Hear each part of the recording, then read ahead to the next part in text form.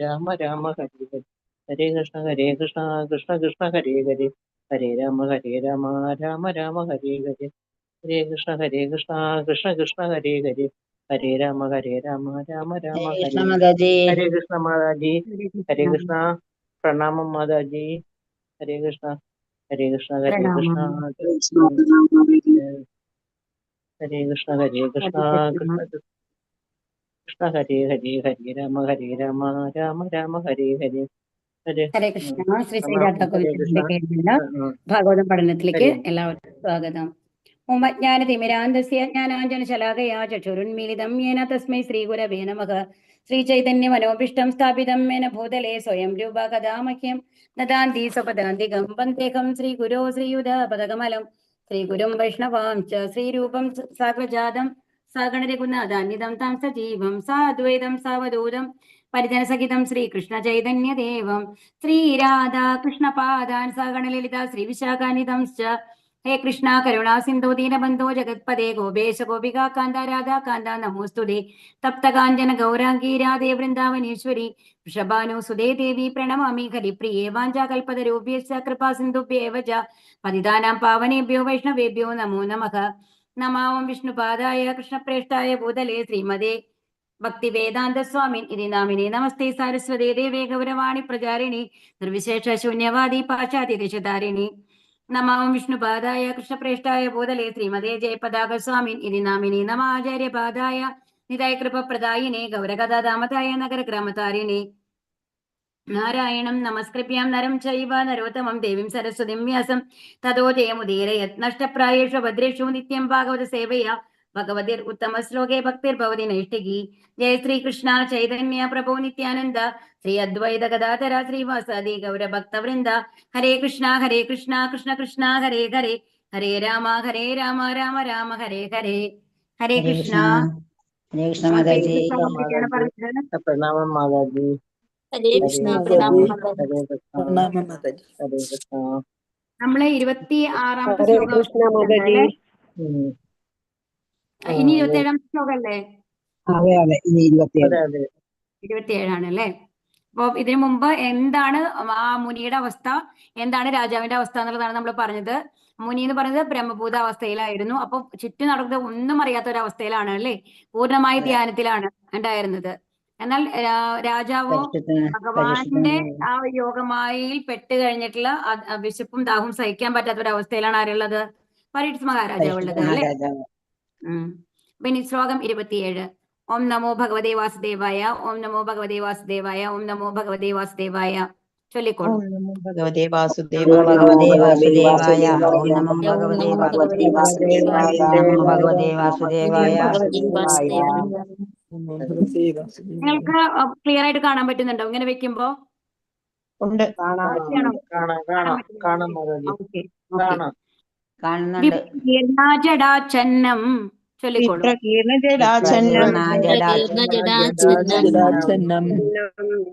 രൗരവേണാജിനേന ച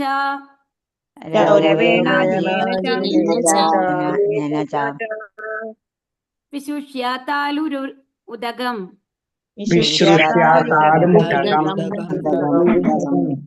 തഥാ ഭൂതമയാ ചതാ.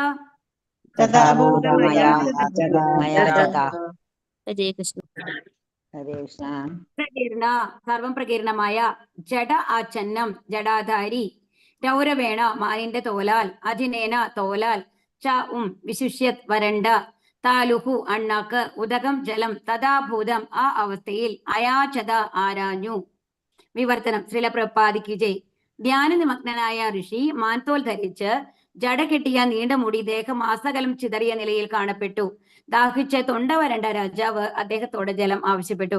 അപ്പൊ എങ്ങനെയാണ് ധ്യാനത്തിൽ മുഴുകിയിരുന്ന ഋഷി എന്താണ്? മാൻതോൽ ധരിച്ചിട്ട്, മാൻതോൽ ധരിക്കണം. അപ്പം ശരിക്കും പറഞ്ഞു കഴിഞ്ഞാല് അഷ്ടാംഗയോഗ ശീലിക്കുന്ന ആൾക്കാര് ഈ വനത്തിലൊക്കെ പോയി അവരൊരു ഗുഹയിലോ എവിടെയെങ്കിലും ഒക്കെ ആയിരിക്കും അല്ലെ, എന്താണ് വന്യമൃഗങ്ങളുടെ ശല്യം ഇല്ലാതിരിക്കാൻ വേണ്ടിയിട്ട് അവിടെ ഇരുന്നിട്ടാണ് ഈ ധ്യാനം ചെയ്യുന്നത്. അപ്പൊ എപ്പോഴും പറയുന്നത് എന്താണെന്നുണ്ടെങ്കിൽ നിലത്തിരിക്കാൻ പാടില്ല എന്നുള്ളതാണ്. ഇപ്പൊ നമ്മളൊരു യോഗ ചെയ്യുമ്പോൾ ഇപ്പോഴത്തെ ഇതാണെന്നുണ്ടെങ്കിൽ നിലത്താണോ ചെയ്യുക? അല്ല, നമ്മളൊരു യോഗ മാറ്റ് വിരിക്കും അല്ലെ താഴെ. അങ്ങനെയല്ലേ ചെയ്യുക. അപ്പൊ നിലത്തുമായിട്ട് സ്പർശിക്കുമ്പോ നമ്മുടെ എല്ലാ എനർജിയും വന്നു കഴിഞ്ഞിട്ട് എർത്തായിട്ട് പോകും. അപ്പൊ നമ്മൾക്ക് ഈ ഇലക്ട്രിക്കൽ കണക്ഷനിലൊക്കെ നമ്മൾ കണ്ടിട്ടുണ്ടാവും, ഒരു എർത്ത് വയർ ഉണ്ടാവും, അറിയില്ലേ, ഒരു മൂന്നാമത്തെ ഒരു വലിയ ഹോള്, ഒരു പ്ലഗ് എന്ന് പറയുമ്പോൾ ഒരു 3 ഹോൾ ഉണ്ടെന്നുണ്ടെങ്കിൽ അതിന്റെ മേലത്തെ 2 ഒന്ന് ഫേസും ഒന്ന് ന്യൂട്രലും ആയിരിക്കും. താഴത്ത് വരുന്നതാണ് ആ ഒരു ഇത് എർത്ത് എന്ന് പറയുന്ന ഒരു ഇതായിട്ട് ഇട്ടിട്ടുണ്ടാവും അല്ലെ. അപ്പൊ അത് എന്ന് പറയുന്നത് അതുപോലെയാണ്. അതെന്ന് പറഞ്ഞാൽ എല്ലാം ഭൂമിയിലേക്ക് പോകുന്നു എന്നുള്ളതാണ് അർത്ഥം. അപ്പൊ നമ്മുടെ ഫുൾ എനർജി എന്താണ് നഷ്ടപ്പെട്ടു പോകുക എന്നുള്ള പോലെയാണ്, ഒരു എഫക്റ്റ് ആണ് എന്നാണ് സാധാരണ പറയുക. അതുകൊണ്ട് യോഗ ചെയ്യുമ്പോൾ എന്ത് കാര്യങ്ങൾ ചെയ്യുകയാണെങ്കിൽ എന്ത് വേണം, നിലത്തിൽ നിന്ന് കുറച്ച് മേലെയായിരിക്കണം നമ്മളുടെ അവസ്ഥ എന്നുള്ളതാണ്. അപ്പൊ കുശപ്പുല്ല്, അപ്പൊ അന്നത്തെ കാലത്തൊക്കെ കുശപ്പുല്ല് എന്ന് പറഞ്ഞൊരു പുല്ലുണ്ട്, ആ പുല്ലിന്റെ മേലെയാണ് ഇത്ര ഇവരിയ്ക്കുക. അപ്പൊ എന്താണ് ധരിച്ചേക്കണത്? എന്നിട്ട് മാൻതോൽ ധരിക്കും എന്നാണ് പറയുന്നത്. അപ്പൊ ധ്യാന നിമഗ്നനായ ഋഷി മാൻതോൽ ധരിച്ച് ജട കെട്ടിയ നീണ്ട മുടി ദേഹമാസകലം ചിതറിയ നിലയിൽ. അപ്പൊ മുടിയാണെങ്കിലോ, മുടിയൊന്നും നമ്മൾ എന്നും ഒന്നിലോ വെട്ടണം, അല്ലാന്നുണ്ടെങ്കിൽ മുട്ടയടിക്കണം, അല്ലെ, അല്ലാന്നുണ്ടെങ്കിൽ ചീക്കി കെട്ടണം. ഇതിൽ ഏതെങ്കിലും ഒന്നും നമ്മൾ ചെയ്യേണ്ടതാണ്. പക്ഷെ ഇതൊന്നും അവർ ചെയ്യുന്നില്ല. അവർ അത്രയും ഇതായിട്ട് ധ്യാന നിമഗ്നനാണ്. അതുകൊണ്ട് എങ്ങനെയാണ് മുടിയുള്ളത്? ജട കെട്ടിയ നീണ്ട മുടി ദേഹമാസകലം ചിതറിയ നിലയിലാണ് കാണപ്പെട്ടതെന്നാണ്. ദാഹിച്ചു തൊണ്ട വരണ്ട രാജാവ് അദ്ദേഹത്തോട് ജലം ആവശ്യപ്പെട്ടു. ഭാവാർത്ഥം. ശ്രീല പ്രഭുപാദിക്ക് ജയ്. ദാഹിച്ചു വലഞ്ഞ രാജാവ് ഋഷിയോട് ജലം ആവശ്യപ്പെട്ടു. രാജാവും ഭഗവാന്റെ അത്തരം ഒരു മഹാഭക്തനുമായ പരീക്ഷിത്ത് സമാധിയിൽ നിവിഷ്ടനായ ഋഷിയോട് ജലം ആവശ്യപ്പെട്ടത് തികച്ചും ഭഗവത്കൃതമായിരുന്നു. അല്ലാത്ത പക്ഷം അത്തരമൊരു അതിവിശിഷ്ടമായ സംഭവത്തിന് യാതൊരു സാധ്യതയുമില്ല. അപ്രകാരം പരീക്ഷിത് മഹാരാജാവ് ശ്രീമദ് ഭാഗവതം വെളിപ്പെടുത്താനായി അവിധമുള്ള അസുന്ദരമായ അവസ്ഥയിലേക്ക് നിവേശിക്കപ്പെട്ടു. അപ്പൊ ഇവിടെ എന്താ പറയുന്നത്? സമാധിയിൽ നിവിഷ്ടനായ ഋഷിയോടാണ് ആവശ്യപ്പെടുന്നത്. ഈ എന്ത് പുറത്ത് നടന്നു കഴിഞ്ഞാലും അറിയാത്ത അത്രയ്ക്കും ധ്യാന നിമഗ്നനായ ഋഷി അത് കേൾക്കാൻ പോകുന്നുണ്ടോ? ഇല്ല അല്ലെ. അപ്പൊ അതുകൊണ്ട് തന്നെ എന്താണ്, അത് ഭഗവാന്റെ പ്ലാനായിട്ട് അതിവിശിഷ്ടമായ ഒരു സംഭവമാണ് ഇനി നടക്കാൻ പോകുന്നത് എന്നുള്ളതാണ്. ഇങ്ങനെ ഒരു സംഭവം നടന്നിട്ടുണ്ട്. അദ്ദേഹം ധ്യാന നിമഗ്നനായിരുന്നില്ലെങ്കിൽ എന്താണ്, ജലം ചോദിച്ചുമ്പോൾ ജലം എടുത്തു കൊടുത്തിട്ടുണ്ടാവും അല്ലെ. അപ്പൊ 2 കണ്ടീഷനും ഒരേപോലെയാണ് ഭഗവാൻ സൃഷ്ടിച്ചിട്ടുള്ളത്. എന്താണ്, ഈ മുനി അത്രയും ധ്യാന നിമഗ്നനായിട്ട് ഒന്നും അറിയാത്ത അവസ്ഥയിലിരിക്കുന്നു, ബ്രഹ്മഭൂത അവസ്ഥയിലിരിക്കുന്നു. പരീക്ഷിത് മഹാരാജാവോ ദാഹം കൊണ്ട് വലഞ്ഞിട്ട് എന്തിനെ കിട്ടി കഴിഞ്ഞാലും, വിശപ്പുണ്ട്, എന്ത് കിട്ടിയാലും കഴിക്കാം, എന്ത് കിട്ടിയാലും കുടിക്കാം എന്നുള്ള ലെവലിലാണ് രാജാവ് ഉള്ളത്, ആ ഒരു അവസ്ഥ. അതുകൊണ്ടാണ് എന്തെന്ന് ഈ വിശിഷ്ടമായ സംഭവം നടന്നത്. ഇങ്ങനത്തെ ഒരു എന്താണ് ആ സിറ്റുവേഷൻ ഉണ്ടാക്കിയിട്ടുള്ളത് ആരാണ്? ഭഗവാനാണ് എന്നുള്ളതാണ് ഇവിടെ പറയുന്നത് കേട്ടോ. ഹരേ കൃഷ്ണ മാതാജി, ഭാവാർത്ഥത്തിന്റെ സ്ലൈഡ് കാണുന്നില്ലല്ലോ. കാണുന്നില്ലേ? ഇല്ല, കാണുന്നില്ല. ആർക്കും കാണുന്നില്ലേ?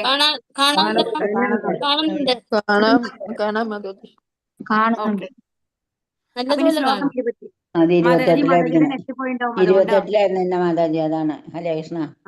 ശ്ലോകം 28. ഓക്കെ. ഓം നമോ ഭഗവതേ വാസുദേവായ, ഓം നമോ ഭഗവതേ വാസുദേവായ, ഓം നമോ ഭഗവതേ വാസുദേവായ.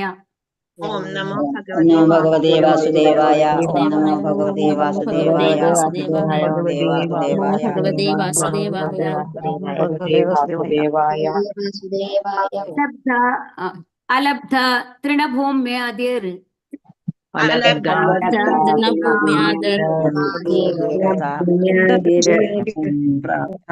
പ്രാപ്താർക്യ സുനൃതഃ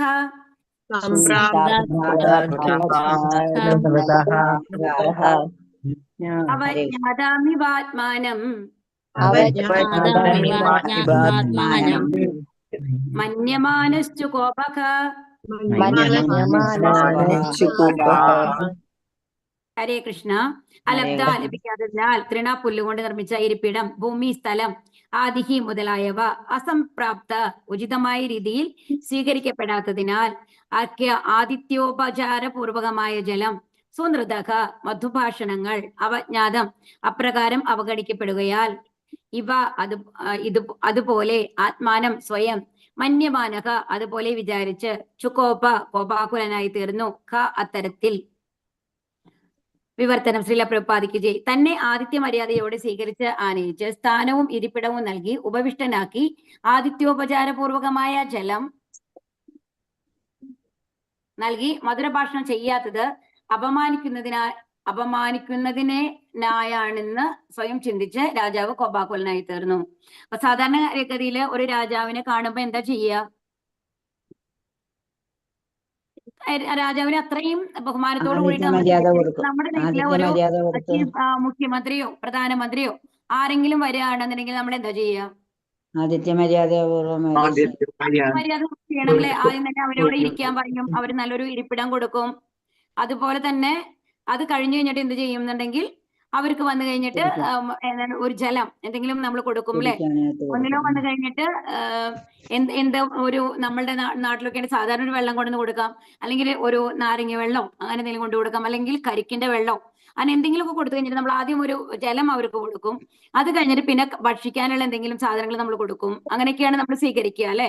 അപ്പോ ഇവിടെ എന്താണ് അതുപോലെ തന്നെ എങ്ങനെയുണ്ടായിരുന്നു? ഇപ്പൊ എവിടെന്നെങ്കിലും ഒരു ദൂരത്തുനിന്ന് വരുന്ന ആൾക്കാരാണെന്നുണ്ടെങ്കിൽ എവിടെ നിന്നാണ് വരുന്നത്, നിങ്ങളുടെ യാത്ര സുഖമായിരുന്നു എന്നൊക്കെ നമ്മൾ അന്വേഷിക്കും അല്ലെ? അതുപോലെ തന്നെ അവർ തനിയാണ് വന്നിട്ടുണ്ടെങ്കിൽ വീട്ടിലുള്ള എല്ലാവർക്കും സുഖമാണോ, അവരെന്ത് പറയുന്നു എന്നുള്ളതൊക്കെ നമ്മൾ ചോദിക്കും. അപ്പൊ അതാണ് പറയുന്നത്. അപ്പൊ നമ്മൾ എങ്ങനെ ആദിത്യ മര്യാദ ചെയ്തിട്ട് മധുരഭാഷണം ചെയ്യാത്തത് തന്നെ അപമാനിക്കുന്ന തുല്യമായിട്ടാണ് ആര് കണ്ടത്? പരിശുദ്ധ മഹാരാജാവ് കണ്ടത്. അപ്പൊ ഒരു ശുദ്ധഭക്തനായിട്ടുള്ള പരീക്ഷിത് മഹാരാജാവ് ശരിക്കും അത്ര പെട്ടെന്ന് ടെൻഷൻ ആവോ? ആവേണ്ടതല്ല അല്ല അല്ലെ? അപ്പൊ അത് കാരണം അപ്പൊ എല്ലാ പ്രവൃത്തികളും എന്താണ് കലി ബാധിച്ച മാതിരി തന്നെയാണ് പരീക്ഷിത് മഹാരാജാവ് ഇവിടെ ചെയ്യുന്നത് ശരിക്കും പ്രവൃത്തികള്. അപ്പൊ ഇതിന് നമ്മൾ സാധാരണ പറയാറുണ്ട്, ഇപ്പൊ ഭഗവാന്റെ പ്ലാൻ ആണ് ആണെങ്കിൽ കൂടി പരീക്ഷിത് മഹാരാജാവ് കിരീടം വെച്ചിട്ടുണ്ടായിരുന്നു എന്നാണ് പറയുന്നത്. ആ കിരീടം എന്തുകൊണ്ടുണ്ടാക്കിയതായിരുന്നു? സ്വർണം കൊണ്ടുണ്ടാക്കിയതായിരുന്നു. അതുകൊണ്ട് കലി അവിടെ ഉണ്ടായിരുന്നു എന്നുള്ളതാണ്. അതുകൊണ്ടാണ് ഇത്തരത്തിൽ പെരുമാറാനുള്ള ഒരു സാഹചര്യം ഉണ്ടായത് എന്നും കൂടി സാധാരണ പറയാറുണ്ട് കേട്ടോ. ശ്രീല പ്രഭുപാദിക്ക് ജയ്. ഒരു ശത്രുവാണ് വീട്ടിൽ അതിഥിയായി വരുന്നതെങ്കിൽ പോലും അവനെ എല്ലാവിധ ആതിഥ്യ മര്യാദകളോടും കൂടി സ്വീകരിക്കണമെന്ന് വേദാനുശാസന ധർമ്മസംഹിതകളിൽ ആതിഥ്യോപചാര ധർമാനുസാരത്വത്തിൽ പറഞ്ഞിരിക്കുന്നു. അപ്പൊ ഇതിലെന്താണ് വേദങ്ങളിൽ എന്ത് പറഞ്ഞിട്ടുള്ളത്? എന്താണ് ഒരു അതിഥിയെ എങ്ങനെ സ്വീകരിക്കണം എന്നുള്ളത് പറഞ്ഞിട്ടുണ്ട്. അപ്പൊ അതിൽ എന്താണ് പറയുന്നുണ്ടെങ്കിൽ ഒരു ശത്രുവാണ് നമ്മളുടെ വീട്ടിലേക്ക് കയറി വന്നത് എന്നുണ്ടെങ്കിൽ അവരെ നമ്മൾ ആദരിക്കണം എന്നുള്ളതാണ്. താൻ ശത്രുഭവനത്തിലാണ് ആഗതനായിരിക്കുന്നത് എന്ന പ്രതീതി അവന് അല്ലെങ്കിൽ ശത്രുവിന് അനുഭവപ്പെടാനുള്ള യാതൊരുവിധ സാഹചര്യവും അഥവാ പെരുമാറ്റവും നമ്മുടെ ഭാഗത്ത് നിന്ന് നിശ്ചയമായും ഉണ്ടാകരുത്. അതായത് നമ്മുടെ മനസ്സിൽ എത്ര വെറുപ്പുണ്ടെങ്കിലും എത്ര ദേഷ്യം ഉണ്ടെങ്കിലും പേടിയുണ്ടെങ്കിൽ കൂടി അതൊന്നും കാണിക്കാതെ എന്ത് ചെയ്യണം? അവരെ സ്വീകരിക്കണം, അവർക്ക് വെള്ളം കൊടുക്കണം, അവർക്ക് എന്തെങ്കിലും ഭക്ഷണ പദാർത്ഥങ്ങൾ വേണോ എന്നുള്ളത് നമ്മൾ ചോദിച്ച് അവർക്ക് വേണ്ട കാര്യങ്ങൾ ചെയ്തു കൊടുക്കണം എന്നുള്ളതാണ് ഇവിടെ പറയുന്നത്. ശ്രീകൃഷ്ണ ഭഗവാൻ അർജുനനോടും ഭീമസേനോടും കൂടി മഗധയിൽ ജരാസന്ധനെ സന്ദർശിക്കാൻ പോയപ്പോൾ ബഹുമാന്യരായ ജരാസന്ധന്റെ ശത്രുക്കളെ രാജാവ് ജരാസന്ധൻ രാജകീയമായ സ്വീകരണം നൽകി ആദരിച്ചു. അപ്പൊ ജരാസന്ധന്റെ വീട്ടിലേക്ക് പോയപ്പോ എന്താ ചെയ്തു? ജരാസന്ധൻ ഇവരെ ആരൊക്കെ? ശ്രീകൃഷ്ണനെയും ആരാണ്? അർജുനനെയും ഭീമനെയും വളരെ ബഹുമാനത്തോടു കൂടിയിട്ടാണ് സ്വീകരിച്ചത് എന്നാണ് പറയുന്നത്. അതിഥിയായ ശത്രു ഭീമസേനന് ജരാസന്ധനുമായി യുദ്ധത്തിൽ ഏർപ്പെടേണ്ടി വന്നെങ്കിൽ തന്നെയും അവർക്ക് ഗംഭീരമായ സ്വീകരണമാണ് ജരാസന്ധൻ നൽകിയത്. രാത്രിയിൽ അവർ അതിഥികളെയും മിത്രങ്ങളെയും പോലെ ഒരുമിച്ച് കൂടിയെങ്കിലും പിറ്റേന്ന് പകൽ മരണത്തെ മുഖാമുഖം കണ്ടുകൊണ്ട് അഥവാ വെല്ലുവിളിച്ചുകൊണ്ട് സ്വജീവനെ അപായപ്പെടുത്തിക്കൊണ്ട് അവർ യുദ്ധത്തിൽ ഏർപ്പെട്ടു. ആതിഥ്യോപചാരപൂർവകമായ ധർമാനുസാരത്വം ഇവിധത്തിലാകുന്നു. ഇവിടെ എന്താ പറയുന്നത്? അപ്പൊ ജരാസന്ധൻ അപ്പൊ എങ്ങനെയാണ്? ഇപ്പൊ നമ്മള് കുരുക്ഷേത്ര യുദ്ധത്തിന്റെ കാര്യം നമ്മൾക്ക് അറിയാം അല്ലെ? എന്താണ് രാവിലെ തൊട്ട് എത്ര നേരം വരയ്ക്കാണ് യുദ്ധം ചെയ്യാൻ പറ്റുക? സന്ധ്യ വരെ. യുദ്ധം ചെയ്യാൻ പാടില്ല, സൂര്യാസ്തമനം വരെ. അപ്പൊ അത് കഴിഞ്ഞു കഴിഞ്ഞിട്ട് അവരെങ്ങനെയാ ഉണ്ടാവുക? സുഹൃത്തുക്കളായിട്ടാണ് ഉണ്ടാവുക എന്നുള്ളതാണ്. അത് കഴിഞ്ഞാൽ യുദ്ധം അന്ന് രാവിലെ തൊട്ട് വൈകുന്നേരം വരെ ഇത്രയും ശത്രുക്കളെ പോലെ യുദ്ധം ചെയ്താണെന്നുള്ള യാതൊരു ഭാവവും ഇല്ലാണ്ട് മിത്രങ്ങളെ പോലെ പെരുമാറിയിരുന്നു എന്നുള്ളതാണ്. അതാണ് അതിന്റെ റൂളും. ആ യുദ്ധം ചെയ്യുമ്പോൾ യുദ്ധം ചെയ്യുക, അത് കഴിഞ്ഞ് അതെല്ലാം മറന്ന് വൈരാഗ്യം എല്ലാം മറന്ന് എല്ലാവരും എന്താണ് തന്റെ അമ്മാമനാണ്, തന്റെ സഹോദരനാണ്, ആ രീതിയിലുള്ള പെരുമാറ്റങ്ങളാണ് ഉണ്ടാവേണ്ടത് എന്നുള്ള പോലെയാണ്. അപ്പൊ ഇവിടെയും എന്താണ് കാണിക്കുന്നത്? ജരാസന്ധൻ ഇവരൊക്കെ ആതിഥ്യ മര്യാദയോടുകൂടി സ്വീകരിച്ച് അവർക്ക് വേണ്ട വിധത്തിലുള്ള ഭക്ഷണങ്ങൾ രാജകീയമായി സദ്യയൊക്കെ ഒരുക്കി കൊടുത്ത് അതിനൊക്കെ ഇരുന്നിട്ട് പിറ്റേ ദിവസം രാവിലെ എന്താ ചെയ്യുന്നത്? മരണ പോരാട്ടമാണ്, യുദ്ധമാണ് നടക്കുന്നത് അല്ലെ? അതാണ് ഇവിടെ പറയുന്നത്. അതിഥിക്ക് യാതൊന്നും നൽകാൻ കഴിവില്ലാത്ത ദരിദ്രൻ ഇരിക്കാൻ ഒരു പുൽപ്പായും കുടിക്കാൻ ജലവും മധുരഭാഷണങ്ങൾ നൽകിയാൽ തന്നെ അത് ധാരാളമാണെന്ന് ആതിഥ്യോപചാര ധർമാനുസാരത്വം അനുശാസിക്കുന്നു. ആകയാൽ ഒരു അതിഥിയെ സ്വീകരിക്കുന്നതിന് മിത്രമായാലും ശത്രുവായാലും ശരി അതിന് യാതൊരു ചിലവുമില്ല. അത് വെറും ശ്രേഷ്ഠമായ അഥവാ പ്രശംസാർഹമായ ആചാരങ്ങളുടെ പ്രശ്നം മാത്രമാണ്. പരീക്ഷിത് മഹാരാജാവ് ശമീക ഋഷിയുടെ ആശ്രമത്തിൽ പ്രവേശിച്ചത് രാജകീയമായ സ്വീകരണം പ്രതീക്ഷിച്ചല്ല. കാരണം ഋഷികളും മുനിമാരും ഭൗതികമായി സമ്പന്നരല്ലെന്ന് രാജാവിന് അറിയാമായിരുന്നു. പക്ഷെ ഇരിക്കാനായി ഒരു പുൽപ്പായും കുടിക്കാൻ ഒരു പാത്രം ജലവും മധുര ഭാഷണങ്ങളും തനിക്ക് നിഷേധിക്കുമെന്ന് അദ്ദേഹം ഒട്ടും നിലച്ചതേയില്ല. ഇതിന്റെ ഉള്ളിൽ വരുമ്പോ എന്താണെന്നുണ്ടെങ്കിൽ അയ്യോ ഇപ്പൊ ഒരു സദ്യ ഒരുക്കി എന്നെ സ്വീകരിക്കുന്നൊന്നും രാജാവ് വിചാരിച്ചില്ല. എന്താ വേണ്ടത്? ഒരു പാത്രം വെള്ളം കിട്ടണം, പിന്നെ എന്താണ്, ഇരിക്കാൻ ഒരു സ്ഥലം തരും, ഒരു ബഹുമാനം. രാജാവല്ലേ വരുന്നത്, അതും കിരീടധാരിയാണെന്ന് നമ്മൾ പറയണമുണ്ട്. അപ്പൊ രാജാവാണെന്ന് എല്ലാവർക്കും കണ്ടാൽ തന്നെ അറിയാം അല്ലെ, രാജകീയ വസ്ത്രങ്ങളിലാണ് ഉള്ളത് രാജാവ്. അതുകൊണ്ട് തന്നെ അപ്പൊ ഒരു രാജാവിനെ ഇത്രയ്ക്കെങ്കിലും പ്രതീക്ഷിക്കാം അല്ലെ. അദ്ദേഹം ഒരു സാധാരണ അതിഥിയായോ ഋഷിയുടെ ശത്രുവായോ ആയിരുന്നില്ല. എന്നിട്ടും ഈ വിധത്തിലുള്ള തണുത്ത സ്വീകരണം ലഭിച്ചതിൽ അദ്ദേഹം അത്യന്തം അത്ഭുതപ്പെട്ടു. ദാഹിച്ചു വലഞ്ഞ രാജാവിന് ജലം വളരെ അത്യാവശ്യമായ ഘട്ടത്തിൽ അദ്ദേഹത്തിന് കോപിക്കാനുള്ള അവകാശമുണ്ടായിരുന്നു. അതാണ് നമ്മൾക്ക് വെള്ളം ചോദിച്ചു കഴിഞ്ഞിട്ട് ഒരാൾ വെള്ളം എടുത്ത് തന്നിട്ടില്ല എന്നുണ്ടെങ്കിൽ കോപിക്കാനുള്ള അവകാശമുണ്ട്. പക്ഷേ രാജാവ് ശ്രദ്ധിക്കാത്ത ഒരു കാര്യം എന്താണ്? അദ്ദേഹം ഏതവസ്ഥയിലാണ് ഉണ്ടായിരുന്നത്? ധ്യാനാവസ്ഥ. ധ്യാനാവസ്ഥയിലാണ്, ബ്രഹ്മഭൂതാവസ്ഥയിലാണ്. അപ്പൊ അവർക്ക് ഒരിക്കലും പുറത്തുള്ള ഒരു സൗണ്ടോ ഒന്നും അവരെ ഡിസ്റ്റർബ് ചെയ്യില്ല അവർ ധ്യാനത്തിൽ ഇരിക്കുമ്പോ എന്നുള്ളത് രാജാവ് ശ്രദ്ധിച്ചില്ല എന്നുള്ളതാണ്. എന്നാൽ രാജാവ് ഒരു മഹായോഗിയേക്കാൾ ഒട്ടും കുറഞ്ഞവനല്ലാത്തതിനാൽ അദ്ദേഹം കോപാകുലനായി തീർന്നതും അതേ തുടർന്ന് അദ്ദേഹം പ്രവർത്തിച്ച വിധവും തികച്ചും അത്ഭുതപ്പെടുത്തുന്നതായിരുന്നു. കാരണം ഇത്രയും ശുദ്ധഭക്തനായിട്ടുള്ള, അത്രയും ശാന്തനായിട്ടുള്ള ഒരു രാജാവ് ഈ വിധത്തിൽ പ്രവർത്തിക്കുന്ന ആർക്കും ആലോചിക്കാൻ പോലും പറ്റില്ല. പരീക്ഷിത് മഹാരാജാവോ അങ്ങനെ ചെയ്യൂ എന്നാണ് എല്ലാവരും ചോദിക്കുക കേട്ട് കഴിഞ്ഞാല്. ഇതുവരെ അങ്ങനത്തെ ഒരു പ്രവൃത്തി അദ്ദേഹത്തിന്റെ സൈഡിൽ നിന്ന് ഉണ്ടായിട്ടില്ല. അപ്പോൾ നമ്മൾക്കറിയാം അല്ലെ, ധർമ്മരാജാവിനെയും ഇതൊക്കെ വെച്ച് കഴിഞ്ഞിട്ട് അവര് ഉണ്ടല്ലോ, ഇതിനു മുമ്പ് നമ്മൾ പഠിച്ചിട്ടുള്ള ഭാഗങ്ങളാണ് അത് വരുന്നത് അല്ലെ. അല്ല, ഇനിയാണ് വരിക തോന്നുന്നു അല്ലെ. ധർമ്മരാജ നമ്മളെ സംഭാഷണം നമ്മൾക്ക് വന്നിട്ടില്ലല്ലോ. ഇത് പശുവിന്റെ രൂപത്തില്, കാളയുടെ രൂപത്തില് ഇവര് വരുമല്ലോ, ഭൂമിദേവിയും മറ്റോടത്ത് ധർമ്മരാജാവും നമ്മൾ പറഞ്ഞു കഴിഞ്ഞതല്ലേ ഇതൊക്കെ. എന്നിട്ട് ആ സംഭാഷണങ്ങളൊക്കെ നമ്മൾ കഴിഞ്ഞു കഴിഞ്ഞതാണ് അല്ലെ. അപ്പൊ അതാണ്. അപ്പൊക്കെ എത്ര ഇതായിട്ട് ശാന്തനായിട്ടാണ് അദ്ദേഹം അവരെ ഡീൽ ചെയ്തത് എന്ന് ആലോചിച്ച് നോക്കൂ. അപ്പോ അങ്ങനത്തെ ഒരു രാജാവ് ഇങ്ങനെ പ്രവർത്തിക്കുന്ന ആർക്കെങ്കിലും വിചാരിക്കാൻ പറ്റും കുറച്ച് വെള്ളം ദാഹിക്കണമെന്ന് പറഞ്ഞിട്ട് ഒരു ചത്ത പാമ്പിനെയൊക്കെ ഒരാളുടെ കഴുത്തിലിടും എന്നുള്ളതൊക്കെ ആരെങ്കിലും വിചാരിക്കുമോ? ഇല്ല അല്ലെ. രാജാവ് മഹാഭക്തനും സന്യാസി രാജാവിനോളം ശ്രേഷ്ഠനുമായിരുന്നു. എന്നാൽ ഭഗവതേച്ഛയാൽ സാഹചര്യങ്ങൾ ഇത്തരത്തിൽ സൃഷ്ടിക്കപ്പെടുകയും അവ രാജാവിന്റെ കുടുംബ ബന്ധങ്ങളിലും രാജകാര്യങ്ങളിലും താല്പര്യമില്ലാതാക്കി മാറ്റുകയും അഥവാ വിരക്തിയുള്ളവനാക്കി തീർക്കുകയും അങ്ങനെ ശ്രീകൃഷ്ണ ഭഗവാന്റെ പാദാംബുജങ്ങളിൽ പൂർണ്ണമായും അഭയം പ്രാപിച്ച സമർപ്പിതാത്മാവായി തീരുന്നതിന് കാരണമാവുകയും ചെയ്തു. അപ്പൊ അതുകൊണ്ട് എന്താ സംഭവിച്ചത്? രാജാവിന് ആ തെറ്റ് സംഭവിച്ചതോട് കൂടിയിട്ട് എന്തുണ്ടായി? അത്രയും വിഷമാണ് വന്നത്. ഒരു രാജാവായിട്ട് ഞാൻ ചെയ്യുന്ന കാര്യമാണോ ചെയ്തത്? പ്രജകളെ സംരക്ഷിക്കേണ്ട ഞാൻ ചെയ്യാൻ പാടുണ്ടോ ഇത് എന്നുള്ള ചോദ്യമാണ് ആദ്യം രാജാവിന്റെ ഉള്ളിൽ വരുന്നത്. എന്തുകൊണ്ടാണ് എനിക്കത് സംഭവിച്ചത്? അതോടുകൂടിയിട്ട് രാജകാര്യങ്ങളിൽ ഒന്നും താല്പര്യമില്ലാണ്ടാവുകയാണ് രാജാവിന്.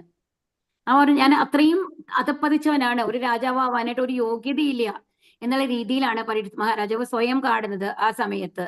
അപ്പൊ അതെന്തുണ്ടായി? രാജകാര്യങ്ങളിൽ താല്പര്യമില്ലാത്ത അവനാക്കി തീർത്തു. പിന്നെയോ വിരക്തി, ഒന്നിനോടും അതില്ല, ആശയില്ല എന്നുള്ള ലെവലില്. അങ്ങനെ ശ്രീകൃഷ്ണ ഭഗവാന്റെ പാദാംബുജങ്ങളിൽ പൂർണ്ണമായും അഭയം പ്രാപിച്ചു. അപ്പൊ 7 ദിവസത്തിനുള്ളിൽ മരിക്കും എന്നത് അറിഞ്ഞതോടുകൂടി തന്നെ എന്താണ്, ഇനി പൂർണ്ണമായും ഭഗവാനെ ആശ്രയിക്കുകയാണ്, ഭഗവാന്റെ ധ്യാനമാണ് ചെയ്യാൻ പോകുന്നത് എന്നുള്ള രീതിയിലാണ് എവിടേക്ക് വരുന്നത്? ഗംഗാനദി തീരത്താണ് അല്ലെ. ആ തീരത്തേക്ക് വന്ന് ഇരിക്കുമ്പോഴാണ് അവിടേക്ക് ആര് വരുന്നത്? ഇതൊക്കെ കേട്ടറിഞ്ഞ് ഒരുപാട് മുനിമാര് അവിടെ വരുന്നുണ്ട്. എല്ലാവരും, നാരദ, വ്യാസൻ എല്ലാവരും ഉണ്ടായിരുന്നു എന്നാണ് പറയുന്നത്. എന്താണ് ഇനി അടുത്ത് സംഭവിക്കാൻ പോകുന്നതെന്ന് അറിയാൻ എല്ലാവർക്കും ആകാംക്ഷയാണ്. പരീക്ഷിത് മഹാരാജാവാണ് അല്ലേ, അതായത് അർജുനന്റെ ഇതാണ്, പേരക്കുട്ടിയാണ്. അപ്പൊ അതുകൊണ്ട് എന്താണ് ഇനി സംഭവിക്കാൻ പോകുന്നത് എന്നറിയാൻ. അപ്പൊ ഇനി നമ്മൾക്ക് ആലോചിക്കാം, അവിടെ അന്നത്തെ കാലത്ത് ഈ കത്തുകളോ ഒന്നും ഉണ്ടായിരുന്നില്ല. പിന്നെ എങ്ങനെ ഈ മുനിമാരൊക്കെ അവിടെ എത്തി? ആർക്കെങ്കിലും തോന്നിയോ? ഹരേ കൃഷ്ണ. സന്ദേശം എത്രയോ ആൾക്കാർ. എങ്ങനെ സന്ദേശം? ആരാണ് സന്ദേശം കൊടുക്കണേ? അവര് പരീക്ഷിത് മഹാരാജ് അപ്പൊ ഉടനെ തന്നെ അവിടുന്ന് വീട് വിട്ട് ഇറങ്ങിയിട്ട് ബാക്കിയുള്ള കാര്യങ്ങളൊക്കെ ഏൽപ്പിച്ച് ഗംഗാധരൻ. അപ്പൊ അതിനുള്ളിൽ ധ്യാനത്തിൽ ഇരിക്കുകയാണെന്നുള്ള സന്ദേശം ആരാണ് കൊടുക്കണേ? മനസ്സിലാക്കേണ്ട കാര്യങ്ങളാണെന്നുണ്ടെങ്കിൽ അവിടെ വന്ന ആൾക്കാരൊക്കെ മുനിശ്രേഷ്ഠന്മാരായിരുന്നു. അവർ ത്രികാലജ്ഞാനികളാണ്. അവർക്ക്, അതായത് അവർക്ക് മനസ്സുകൊണ്ട് തന്നെ അറിയാം, ഓ ഇവിടെ ഇന്നമാതിരി സംഭവിച്ചിട്ടുണ്ട് എന്നുള്ളത്. ഇന്നത്തെ പോലെ നമ്മൾക്ക് വന്നിട്ട് ഒരാൾ ഫോൺ വിളിച്ച് പറയേണ്ട ആവശ്യം ഉണ്ടായിരുന്നില്ല എന്നുള്ളതാണ് സത്യം പറഞ്ഞു കഴിഞ്ഞാല്. കാരണം അന്നത്തെ കാലത്ത് എന്ന് പറയുമ്പോൾ നമ്മൾക്ക് ഒരാൾ പോയിട്ട് സന്ദേശം കൊടുക്കണമെങ്കിൽ എത്രയോ സ്ഥലത്തു നിന്നുള്ള ആൾക്കാരാണ് വന്നിട്ടുള്ളത്. 3 ലോകങ്ങളിൽ നിന്നുള്ള ആൾക്കാർ അവിടെ സന്നിഹിതരായിരുന്നു എന്നാണ് പറയുന്നത്. അപ്പൊ അത്രയും ആൾക്കാർക്ക് അവിടെ എത്താനായിട്ട് അങ്ങനെ സന്ദേശം കൊടുക്കാനായിട്ട് അവിടെ ആരെങ്കിലും ഉണ്ടായിരുന്നു? അത് പോയി പറയുന്ന മാതിരിയാണ് അല്ലേ? വാഹനങ്ങളുടെ കാര്യം നമ്മൾ പ്രത്യേകിച്ച് പറയുന്നില്ലല്ലോ.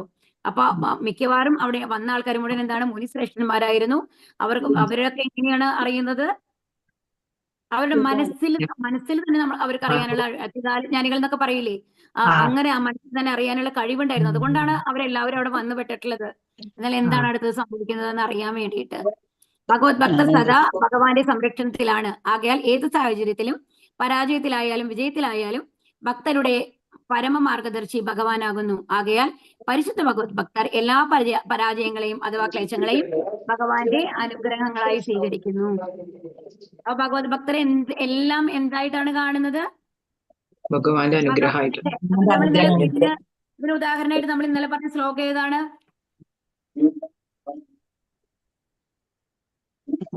ഇന്നലെ നമ്മളൊരു ശ്ലോകം പറഞ്ഞല്ലോ ഇതിന് ഉദാഹരണമായിട്ട്. ഓർമ്മയില്ലേ? എപ്പോഴും വിപത്തുകൾ വരണം എന്ന് പ്രാർത്ഥിച്ചത് ആരാ?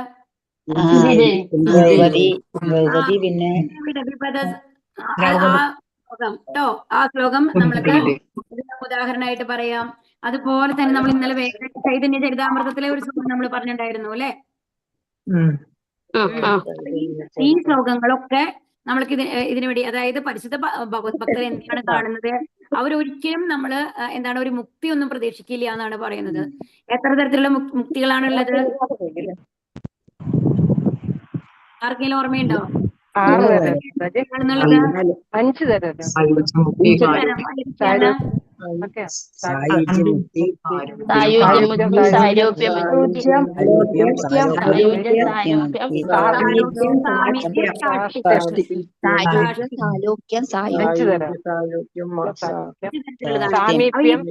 പരിശുദ്ധ ഭഗവത് ഭക്തര് ഈ 5 തരത്തിലുള്ള മുക്തിയും ആഗ്രഹിക്കില്ല എന്നാണ് പറയുന്നത്. കാരണം അവരാഗ്രഹിക്കുന്നത് എന്താണ്? എപ്പോഴും ഭഗവാനെ നമ്മൾ വിസ്മരിക്കരുത് എന്നുള്ളതാണ്, മറക്കരുത് എന്നുള്ളതാണ് അവരുടെ പ്രാർത്ഥന. എപ്പോഴും എവിടെ ഉണ്ടാവണം എന്നാണ് അവർ പ്രാർത്ഥിക്കുന്നത്? ഭഗവാന്റെ പാദാംബുജങ്ങളുടെ ആ സ്പർശനം ഏൽക്കണം എന്നുള്ള ആഗ്രഹം അവർക്കുണ്ട്. അതോടൊപ്പം അവരെന്താണ് പ്രാർത്ഥിക്കുന്നത്? ഒരിക്കലും എപ്പോഴും ഭഗവാന്റെ സേവനത്തിൽ ഏർപ്പെടണം, ഒരിക്കലും ഭഗവാനെ മറക്കരുത് എന്നുള്ളതാണ് അവരുടെ പ്രാർത്ഥന. അപ്പൊ അതിനു വേണ്ടി അപ്പൊ അവര് ഭഗവാനോട് ഇപ്പൊ നമ്മള് പറഞ്ഞു അല്ലെ, ഇത് ആശ്ലിഷ്യവാം പാദ രഥാം പിന്നട്ടുമാം, ആ ശ്ലോകം അറിയാമോ ആർക്കെങ്കിലും?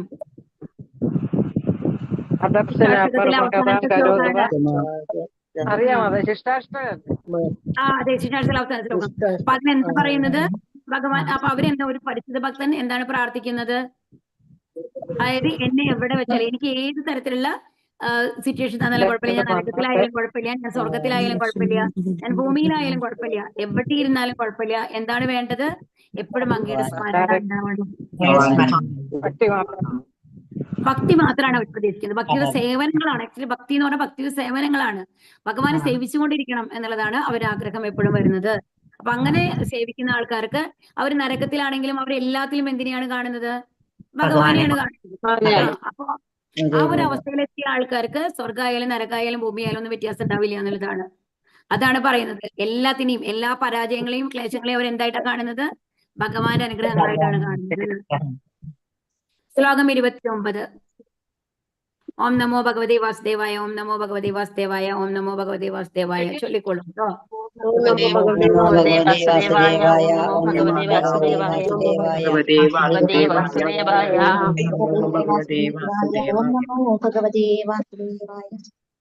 അഭൂതപൂർവ സഹസ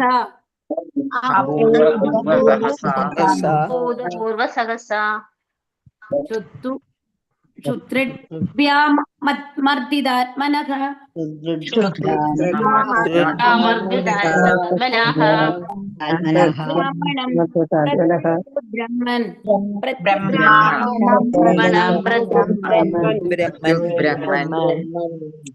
ബ്രഹ്മൻ മത്സരോ മന്യുരേവ ച.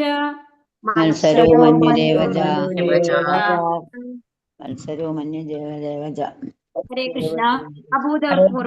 അഭൂതപൂർവമായ സഹസ സാന്ദർഭികമായി, വിശപ്പും, തൃഡ്ഭ്യാം ദാഹവും, അർദ്ധിത ക്ലേശിക്കുകയാൽ, ആത്മനക സ്വയം ബ്രാഹ്മണന് പ്രതി എതിരെ അഭൂത് ആയി തീർന്നു. ബ്രഹ്മൻ അലയോ ബ്രാഹ്മണരെ മത്സരക ഈർഷയുള്ള മന്യുഹു കോപം ഏവ അപ്രകാരം വിവർത്തന ശ്രീല പ്രപാദിക്കുകയെ. ഹേ ബ്രാഹ്മണ ശ്രേഷ്ഠരെ, സാഹചര്യങ്ങൾ രാജാവിനെ അത്യന്തം വിശപ്പും ദാഹവും ഉള്ളവനാക്കി തീർക്കുകയാൽ രാജാവ് തന്റെ കോപവും ഈർഷ്യയും ബ്രാഹ്മണർഷിയുടെ നേർക്ക് പ്രകടിപ്പിക്കാനുള്ള അഭൂതപൂർവമായ സാഹസം കാട്ടി.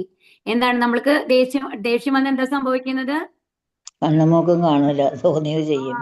ക്രോധാത് ഭവതി സമ്മോഹാത് സ്മൃതി വിഭ്രമക സ്മൃതി ഭ്രംശാത് വിനാശോ ബുദ്ധിനാശാത് സർവനാശാണ്. അപ്പൊ നമ്മൾക്ക് ദേഷ്യം വരുമ്പോ എന്തുണ്ടാവുന്നു? നമ്മളുടെ ആ എന്താണ് നിയന്ത്രണം തെറ്റാന്ന് പറയുമ്പോൾ നമ്മുടെ ബുദ്ധി ശരിക്കും പ്രവർത്തിക്കില്ല. അങ്ങനെ ബുദ്ധിനാശം വരുമ്പോ എന്തുണ്ടാവുന്നത്? നമ്മൾ തെറ്റായ പ്രവൃത്തികൾ ചെയ്യുന്നു, തെറ്റായ പ്രവൃത്തികൾക്കുള്ള ഫലം നമ്മൾ അനുഭവിക്കണം അല്ലെ? അതാണ് ഇവിടെ പറയുന്നത്. അപ്പൊ ശരിക്കും പറഞ്ഞാൽ സയന്റിഫിക് ആയിട്ട് പറഞ്ഞു കഴിഞ്ഞാൽ നമ്മുടെ ഉള്ളില് അഡ്രിനാലിൻ എന്നൊക്കെ പറയും, കേട്ടിട്ടുണ്ടാവും. അത് വന്നു കഴിഞ്ഞിട്ട് ഭയങ്കരമായിട്ട് വ്യത്യാസം, അതിന്റെ തോത് ഭയങ്കരമായിട്ട് വ്യത്യാസം വരുന്നതാണ് പറയുന്നത്. അപ്പൊ അത് വരുമ്പോ എന്താണ്, അതിന് നോൺ അഡ്രിനാലിൻ ഉണ്ട്, കോർട്ടിസോൾ എന്നൊക്കെ പറഞ്ഞിട്ടുണ്ട്. സയന്റിഫിക് ആയിട്ടുള്ള കാര്യങ്ങളാണ് കേട്ടോ.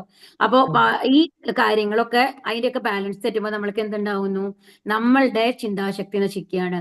സ്ട്രെസ് ഹോർമോൺ എന്ന് പറഞ്ഞിട്ട് ഹോർമോൺ നമ്മുടെ ഉള്ളിൽ ഉണ്ടാവും എന്നാണ് പറയുന്നത്. ഭയങ്കര സ്ട്രെസ് ആവാന്നല്ലേ നമ്മൾ പറയുക സാധാരണ. ഹോർമോൺ ആണ് നമ്മൾക്ക് വരുന്നത്. അപ്പൊ എന്തുണ്ടാവും? അപ്പൊ നമ്മൾക്ക് ശരിക്കും പറഞ്ഞാലും ഹരേകൃഷ്ണ ദേവി ഇതെല്ലാവരും ഒന്ന് മ്യൂട്ട് ചെയ്തിരിക്കണം കേട്ടോ. അപ്പൊ എന്താ സംഭവിക്കണമെന്നുണ്ടെങ്കിൽ നമ്മളുടെ ബോധം എങ്ങനെയാണ് നശിക്കുന്നത്? ഈ ഹോർമോൺ ഉത്പാദിപ്പിക്കപ്പെടുമ്പോ നമ്മൾ എന്ത് ചെയ്യുന്നു? നമ്മൾക്ക് ആ ഒരു വിവേചന ബുദ്ധി ഉണ്ടല്ലോ, ആ വിവേചന ബുദ്ധി നമ്മൾക്ക് നഷ്ടപ്പെടുന്നതാണ് പറയണത്. നമ്മൾക്ക് മനുഷ്യന്മാർക്കുള്ള ഒരു വിശേഷ ബുദ്ധിയുണ്ട്, തെറ്റ് ശരി അല്ലെങ്കിൽ നിയന്ത്രിക്കാനുള്ള കഴിവ് അതൊക്കെ ഉണ്ടല്ലോ. ആ സമയത്ത് അത് നഷ്ടപ്പെടും. അതുകൊണ്ടാണ് നമ്മൾക്ക് എപ്പോഴും ദേഷ്യം വരുമ്പോ ഒരിക്കലും മറുപടി പറയാൻ പാടില്ല, ഒന്നും സംസാരിക്കാൻ പാടില്ല എന്ന് പറയണത്. കാരണം എന്താണെന്നുണ്ടെങ്കിൽ ആ 1 മിനിറ്റ് നേരത്തേക്കോ 2 മിനിറ്റ് നേരത്തേക്കോ നമ്മൾ ആ സ്ട്രെസ് ഹോർമോൺ എന്നുള്ളതിന്റെ, അതായത് മൃഗതുല്യമായ അവസ്ഥയിലേക്ക് നമ്മൾ മാറുകയാണ് ചെയ്യുന്നത്. അപ്പൊ മൃഗങ്ങളാണ് നമ്മൾ. ആ ദേഷ്യം വന്നിട്ട് ആ 2 മിനിറ്റ് നേരം 3 മിനിറ്റ് നേരം. അപ്പൊ മൃഗങ്ങൾക്ക് വിവേചന ബുദ്ധി ഉണ്ടോ? ഇല്ല അല്ലേ? ആ അവസ്ഥയ്ക്ക് നമ്മൾ പോവാണ്. സയന്റിഫിക് ആയിട്ട് പ്രൂവ് ആയിട്ടുള്ള കാര്യങ്ങളാണ് ഇതൊക്കെ. അപ്പൊ അതുകൊണ്ടാണ് പറയുന്നത്, ഒരു 3 മിനിറ്റ് കഴിഞ്ഞു കഴിഞ്ഞിട്ട് 2-3 മിനിറ്റ് കഴിഞ്ഞിട്ട് അപ്പോഴേക്കും നമ്മളുടെ ആ സ്ട്രെസ് ഹോർമോണൊക്കെ നോർമൽ ലെവലിലേക്ക് വന്നു കഴിഞ്ഞിട്ടുണ്ടാവും, നമ്മൾ നോർമൽ അവസ്ഥയിൽ എത്തിയിട്ടുണ്ടാവും. അപ്പൊ നമ്മൾക്ക് ചിന്തിക്കാൻ പറ്റും, അയ്യോ ശരിക്കും എന്താണ് ചെയ്യേണ്ടത്, എങ്ങനെ റിയാക്ട് ചെയ്യണം എന്നുള്ളത്. അപ്പൊ അതുകൊണ്ട് കുറച്ചു നേരത്തേക്കെങ്കിലും നമ്മള് ദേഷ്യം വന്നു കഴിഞ്ഞു കഴിഞ്ഞാൽ, ഇപ്പൊ മക്കളോടായാലും ശരി, ആരോടാണെങ്കിലും ശരി, മുമ്പിലുള്ള ആൾക്കാരാണെങ്കിലും ശരി, ഒന്നും നമ്മൾ റിയാക്ട് ചെയ്ത് കുറച്ചു നേരം നമ്മളെ നിയന്ത്രിച്ച് ഒരു 3 മിനിറ്റ് നേരത്തേക്കെങ്കിലും നമ്മൾ ആരോടൊന്നും സംസാരിക്കാണ്ട് കൺട്രോൾ ഇരിക്കണം എന്നാണ് പറയുന്നത്. അപ്പൊ ഇവിടെ കണ്ടോ, പക്ഷെ രാജാവിനത് പറ്റിയില്ല. രാജാവ് എന്ത് ചെയ്തു? പാമ്പിനെ എടുത്തിട്ട് കൊടുത്തു. അതാണ് അദ്ദേഹത്തിന് നേരെ പ്രവർത്തിച്ചു അല്ലെ? പ്രപാദിക്കുകയും. പരീക്ഷത്തിനെ പോലൊരു രാജാവ് ഋഷിയും ബ്രാഹ്മണനുമായ ശമീക മുനിയോട് കോപാകുലനും ഈർഷ്യയും ഉള്ളവനായി തീർന്നത് നിസ്സംശയം അഭൂതപൂർവമായിരുന്നു. അതാ, ഒരിക്കലും വിശ്വസിക്കാൻ പറ്റില്ല, ഒരിക്കലും കോപിക്കാത്ത രാജാവാണ്. അപ്പൊ അതുകൊണ്ടാണ് പറഞ്ഞത് എന്താണ്, അതെല്ലാം ഭഗവാന്റെ പ്ലാനാണ് അല്ലെ? ബ്രാഹ്മണരും സന്യാസിമാരും ശിശുക്കളും സ്ത്രീജനങ്ങളും വൃദ്ധരും സദാ ശിക്ഷയ്ക്ക് അതീതരാണെന്ന്, അഥവാ രാജാവിന്റെ വിചരണാധികാരത്തിന് അപ്പുറത്താണെന്ന് രാജാവിന് ശരിക്കും അറിയാമായിരുന്നു. അപ്പൊ ശാസ്ത്രത്തിൽ പറയുന്നുണ്ട് എന്തൊക്കെയാണ് പറയുന്നത്? ബ്രാഹ്മണരെന്ന് പറയുമ്പോൾ സത്വഗുണത്തിലുള്ള ആൾക്കാരാണ്. അവരെപ്പോഴും വിവേചന ബുദ്ധിയോടുകൂടി പ്രവർത്തിക്കുന്ന ആൾക്കാരാണ്. അപ്പൊ അതുകൊണ്ട് തന്നെ അവരെ നേരെ കൈ ഉയർത്താൻ പാടില്ല. അതുപോലെ സന്യാസിമാരും എല്ലാം ഉപേക്ഷിച്ച് ഭഗവത്സേവനത്തിൽ ഇരിക്കുന്ന ആൾക്കാരാണ് അല്ലെ? അവർ ശിശുക്കൾ, കുട്ടികൾക്കാണെങ്കിൽ അറിയില്ല, അവർക്ക് അറിവില്ലായ്മയോട് ചെയ്യുന്നതാണ്. സ്ത്രീജനങ്ങൾക്ക് എപ്പോഴും ഒരു കൺസെഷൻ കൊടുത്തിട്ടുണ്ട് അല്ലെ? കാരണം എന്താണ്, അവരെപ്പോഴും EQ, അതായത് ഇമോഷണൽ ആയിട്ടാണ് ചിന്തിക്കുക എന്നുള്ളതാണ്. സ്ത്രീകളും പുരുഷന്മാരും തമ്മിലുള്ള വ്യത്യാസം അതാണ്. അപ്പൊ അതുകൊണ്ട് തന്നെ എപ്പോഴും ലോജിക്കായിട്ട് ചിന്തിക്കാനുള്ള കഴിവ് കുറച്ച് സ്ത്രീകൾക്ക് കുറയും എന്നാണ് പറയുന്നത്. അവർക്കാണ് മക്കളോടൊക്കെ കുറച്ചും കൂടി സെന്റിമെന്റ്സ് ഉണ്ടാവുക. അയ്യോ എന്റെ മോനല്ലേ, ഒരു ചാൻസും കൂടി കൊടുക്കാം, തെറ്റ് ചെയ്താലും പറഞ്ഞു മനസ്സിലാക്കാം എന്നൊക്കെ തോന്നും. പക്ഷെ എപ്പോഴും പൊതുവെ പുരുഷന്മാരുടെ ആ ഹോർമോണിക് ആ ഒരു ലെവൽ അനുസരിച്ച് അവർ കുറച്ചും കൂടി പ്രാക്ടിക്കൽ ആവും എന്നാണ് പറയുന്നത് സ്ത്രീകളെക്കാൾ. അതുകൊണ്ടാണ് സ്ത്രീകൾ തെറ്റ് ചെയ്തു കഴിഞ്ഞാൽ ശിക്ഷിക്കാൻ പാടില്ല എന്ന് പറയുന്നത്. ഇനി വൃദ്ധരെ കാര്യം നമുക്കറിയാം അല്ലെ? സദാ ശിക്ഷയ്ക്ക് അതീതരാണെന്ന് രാജാവിന് അറിയാം അല്ലെ? അറിയാത്ത രാജാവൊന്നല്ലല്ലോ. അതുപോലെ രാജാവ് എത്ര തന്നെ വലിയ തെറ്റ് ചെയ്താലും അദ്ദേഹത്തെ ഒരിക്കലും അപരാധിയായി ഗണിക്കരുത്. അതുപോലെ രാജാവാണ്, രാജാവാണ് എല്ലാ പ്രജകളെയും നിയന്ത്രിക്കുന്നത്. അപ്പൊ ഏതെങ്കിലും ഒരു തെറ്റ് അദ്ദേഹത്തിന് പറ്റി കഴിഞ്ഞാലും അതൊരു വലിയ തെറ്റാണെന്ന് കണക്കാക്കാൻ പാടില്ല എന്നാണ് പറയുന്നത്. എന്നാൽ ഇവിടെ ഭഗവതേച്ഛയാൽ വിശപ്പും ദാഹവും നിമിത്തം രാജാവ് മുനിയോട് കോപവും ഈർഷ്യവും ഉള്ളവനായി തീർന്നു. രാജാവിന് തന്നെ അവഗണിക്കുന്ന പ്രജകളെ ശിക്ഷിക്കാനുള്ള പൂർണ്ണ അവകാശമുണ്ട്. ശരിക്കും ഒരു രാജാവിന്റെ അവകാശമാണ് തന്നെ അവഗണിച്ചില്ലെങ്കിൽ അദ്ദേഹത്തിന് ബഹുമാനം കൊടുത്തില്ലെങ്കിൽ ശിക്ഷിക്കാമെന്ന് ഉണ്ടെന്നാണ് പറയുന്നത്. എന്നാൽ അപരാധി ബ്രാഹ്മണന് മുനിയുമാക്കിയാൽ അത് അഭൂതപൂർവമായിരുന്നു. എന്നാൽ രാജാവിന് നന്നായിട്ട് അറിയാം അല്ലെ, ഒരു അത്രയും വരിഷ്ഠനായിട്ടുള്ള ഒരു മുനിയാണ് ശമീക മുനി എന്ന് പറയുന്നത്. അത്തരത്തിലുള്ള ഒരു മുനിയുടെ നേരെ ഇത്തരത്തിൽ പ്രവർത്തിക്കാൻ പാടില്ല എന്ന് അറിയാം രാജാവിന്. പക്ഷെ അങ്ങനെ ആ കോപം കാരണം കൊണ്ട് അത് ചിന്തിക്കാൻ പറ്റിയില്ല, എന്നിട്ടാണ് ഇങ്ങനെ പ്രവർത്തിച്ചത്. ഭഗവാന് ആരോടും അസൂയയില്ലാത്തതുപോലെ ഭഗവത് ഭക്തർക്കും ആരോടും ഒരിക്കലും അഭ്യസൂയ എന്നാണ് ഇവിടെ കൊടുത്തത് കേട്ടോ. പരീക്ഷിത് മഹാരാജാവിന്റെ അവിധത്തിലുള്ള പെരുമാറ്റത്തിന് ഏക ന്യായീകരണം അത് ഭഗവതേച്ഛയായിരുന്നു, അഥവാ ദൈവവിധിയായിരുന്നു എന്നത് മാത്രമാണ്. അതുകൊണ്ട് ഒരിക്കലും അങ്ങനെ പെരുമാറാത്ത പരീക്ഷിത് മഹാരാജാവ് അവിടെ അങ്ങനെ കുറച്ച് ഓടായിട്ട് പെരുമാറാൻ മറ്റുള്ളവർ, അതായത് ഒട്ടും വിദ്യാഭ്യാസം ഇല്ലാത്ത ഒരാൾ പെരുമാറുന്നത് പോലെ പെരുമാറിയിട്ടുണ്ടെങ്കിൽ അതിന്റെ കാരണം എന്താണ്? അത് ഭഗവാന്റെ ഇച്ഛ മാത്രമാണ് എന്നുള്ളതാണ്. അല്ലാണ്ട് ഒരിക്കലും സാധാരണ രീതിയിൽ പരീക്ഷിത് മഹാരാജാവ് ഒരിക്കലും അങ്ങനെ പെരുമാറിയില്ല എന്നുള്ളതാണ്. അപ്പൊ അതുകൊണ്ട് തന്നെ അത് ഭഗവതേച്ഛയാണെന്ന് നമുക്ക് ഉറപ്പായിട്ട് മനസ്സിലാക്കാം എന്നുള്ളതാണ് ഇവിടെ പറയുന്നത് കേട്ടോ. ഹരേ കൃഷ്ണ. എനിക്ക് സമയമാണല്ലോ അല്ലെ, അടുത്ത ശ്ലോകം നമുക്ക് അടുത്ത ഇതിലെടുക്കാം കേട്ടോ. ഹരേ കൃഷ്ണ. ഹരേ കൃഷ്ണ മാതാജി.